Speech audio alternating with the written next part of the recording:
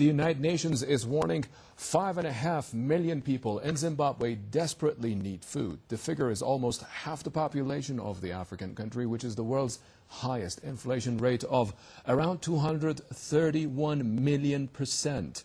The UN is urging the world community to do more to ensure adequate food and rebuild health system in Zimbabwe. The country is also grappling with a cholera outbreak. UN reports show some 21,000 people have been inflicted and more than 1,100 have died from the disease. This while the West has imposed sanctions on this African country.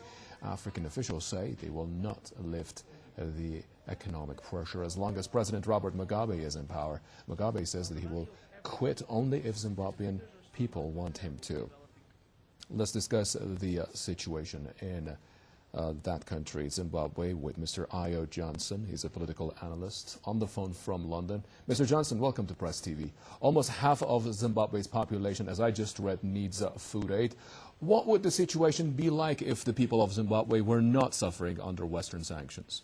Well, Zimbabwe would have been slightly better because the sanctions have actually crippled Zimbabwe. As we know, Zimbabwe has been a thorn in the side of the West, Mugabe himself, for some time. He's asked for trade, he's asked for aid, he's received some aid, but the IMF and the World Bank have refused him loans. And the sanctions which have been imposed on his regime have actually hurt him.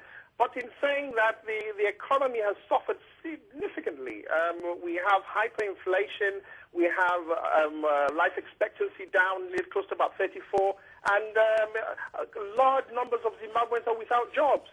And to cap it up, when you think about it, there's no food in the shops, and for those who can find food in those shops, they've got no money to spend. I'm afraid Zimbabwe, for all intents and purposes, is in trouble. Be it because of the sanctions, be it because of corruption, be it because of Mugabe's incompetence, or be it because the government itself have not acted in the interest of the poor. Zimbabwe, I'm afraid, has many, many problems. Right. Mr. Johnson, the West is putting a lot of pressure on Zimbabwe to convince its people that President Mugabe is not the right person to rule them. What do you make of this? Well, I don't think it's right for interference from external elements to interfere within the processes in Zimbabwe. I think Zimbabweans themselves have to choose their own leaders and be in a position to decide who would stay and who to go. But in saying that, the fact that Mugabe has been the head of his ZANU-PF for some time would give the perspective that the West would ideally want somebody else to take his position. But it's not for the West to decide. It's for the people of Zimbabwe. And recent elections were marred by some irregularities. Right. And the current peace talks that are happening between Mugabe and Tsvangirai have to succeed in the interest of Zimbabwe. Many thanks to Mr. Ayo Johnson for giving us his views on the situation in Zimbabwe. Mr. Ayo Johnson is a political analyst. He joined us from London.